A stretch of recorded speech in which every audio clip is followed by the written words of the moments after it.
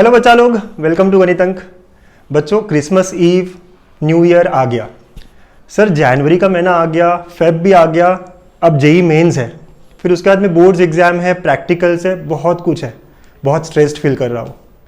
Sir पढ़ाई कैसे करूँ? पढ़ाई तो कर लेता हूँ लेकिन रिवीजन ही नहीं हो पाती, कुछ याद ही नहीं रहता। क्या आप सब लोगों के यही क्वेश्चंस है? क्या आप लोगों को यही डर सता रहा है कि मेरी 40 दिन में पढ़ाई होगी या नहीं होगी, मैं अच्छा करूँगा या नहीं करूँगा? तो बच्चों, अगर यही क्वेश्चंस है आपके, तो अगले 5 मिनट इस वीडियो को ध्यान से देखिए, इसके नोट्स बना लीजिए, है ना। आपके बहुत काम के ये नोट्स होने वाले हैं, आपकी रिवीजन, आपकी स्टडीज को ये दुगना कर देगा।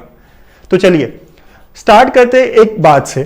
तो बच्चों, बहुत सारे बच्चे मुझसे बात करते हैं और बोलते हैं कि सर कॉलेज वाले बुला रहे हैं, प्रैक्टिकल्स को रोज जाना पड़ रहा है, सर मेरी पढ़ाई नहीं हो पाती क्योंकि कॉलेज में बहुत टाइम वेस्ट हो रहा है। बच्चों, पहली बात बता दूं, ये सबके साथ हो रहा है। हाँ, सभी बच्चों को कॉलेज जाना होता है, सभी बच्चों को अपने प्रैक्टिकल्स करने होते हैं और सभी के पास वही 24 घंटे है जो आपके पास है। तो पहली बात, first step, stop nagging, be positive. आप पॉजिटिवली सोचिए कि आपके पास आज दिन में कितने नंबर ऑफ आवर्स है जिसमें मैं अपनी सेल्फ स्टडी कर सकता हूँ, राइट। काउंट करिए कि आज दिन में मैं कॉलेज जाऊंगा 9 से 3, फिर उसके बाद मेरे पास ये टाइम है जहां मैं अपनी सेल्फ स्टडी कर सकता हूं। तो first thing, first step of your preparation is be positive, stop nagging. Now second, चलिए आप सुबह उठ के बहुत बार सोचते हैं कि यार दिन तो बहुत बड़ा है मेरे पास, मैं ये कर लूंगा, मैं फिजिक्स का एक चैप्टर, केमिस्ट्री का एक चैप्टर, मैथ्स का एक चैप्टर, बायो का, और रात में जब सोते हो कुछ नहीं होता, गिल्ट भरा हुआ होता है बस। तो हमें सेकेंड स्टेप में करना है, सेट योर प्रायोरिटीज। उठते से ही प्रायोरिटी सेट कर लीजिए कि मैं आज प्रायोरिटी 1 पे मैथ्स का इंटीग्रेशन करने वाला हूं। अब बच्चों, इंटीग्रेशन बहुत बड़ा चैप्टर है, एक दिन में हो सकता है क्या? तो प्रायोरिटी ठीक से सेट करनी है कि मैं मैथ्स में इंटीग्रेशन के 3 एक्सरसाइजेस करूंगा, राइट, 2 दिन में इसे कंप्लीट करूंगा, इस तरह का अच्छा प्रायोरिटी। और एक ही प्रायोरिटी नहीं, प्रायोरिटी 2 भी होनी चाहिए, लेकिन प्रायोरिटी 1 ऐसी होनी चाहिए कि जो कंप्लीट होगी ही होगी आज।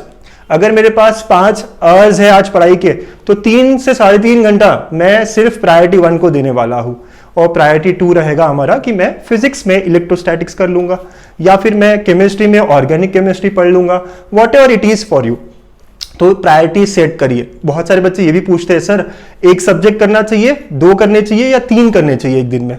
तो मेरा सजेशन है कि आप 2 सब्जेक्ट्स चूज कर सकते हो। एक सब्जेक्ट बोरिंग हो जाता है, 3-4 सब्जेक्ट हैंडल नहीं कर पाते। अगर आप कर सकते हो हैंडल तो you are good with that, but मेरा सजेशन ये रहेगा कि 2 सब्जेक्ट्स को प्रायोरिटी 1, प्रायोरिटी 2 पे आप चलना चाहिए। ओके सर, चलो पढ़ाई वढ़ाई तो होगी, लेकिन थर्ड इंपॉर्टेंट स्टेप है अपना एनवायरमेंट ठीक करना। Study environment. सबसे ज्यादा डिस्ट्रैक्शंस क्यों होता है? क्योंकि आपके आसपास मोबाइल है और उसमें नोटिफिकेशन आ गया। एक नोटिफिकेशन आने से हमारे 10-15 मिनट कहां चले जाते पता ही नहीं चलता। कोई बहुत ही खास आपका दोस्त या आपकी फ्रेंड होगी जिसे कॉल आपको बीच में आ गया और आप मिस नहीं कर सकते। ऐसे फ्रेंड्स को पहले ही कॉल कर लो कि भाई मैं अगले 1 घंटा पढ़ने वाला हूं, मुझे डिस्टर्ब नहीं होना चाहिए। कोई स्पेशल फ्रेंड है, मुझे पता है आप लोगों के बहुत स्पेशल फ्रेंड्स होते हैं 11th-12th में, तो आपको इन सारे फ्रेंड्स को पहले बता के रखना है कि यार ये टाइम जो है ना मेरा, अभी डिस्टर्ब नहीं करेंगे एक दूसरे को, अभी बस काम करेंगे, पढ़ाई करेंगे, क्योंकि बहुत इंपॉर्टेंट टाइम है हमारा ये, ठीक है।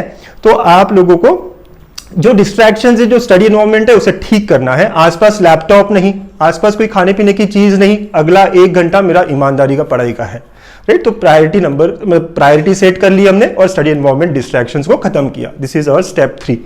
अच्छा बच्चों, बहुत सारे बच्चे एक और बात कहते हैं, सर पढ़ता तो बहुत हूं बट याद ही नहीं रहता। तो स्टेप 4 है हमें रिवाइज करना। हर दिन में कहीं भी आप निकलते हो, 10 मिनट का टाइम है, 15 मिनट का टाइम है, आप बस से आ रहे हो घर पे कॉलेज से, तब आपके पास 10 मिनट का टाइम है। बहुत छोटे छोटे पैकेट्स होते हैं, या आपने कभी भी अगले दिन की पढ़ाई स्टार्ट करनी है, या आज आप पढ़ाई स्टार्ट कर रहे हो तो पिछले दिन का 10 मिनट तक रिविजन करना है।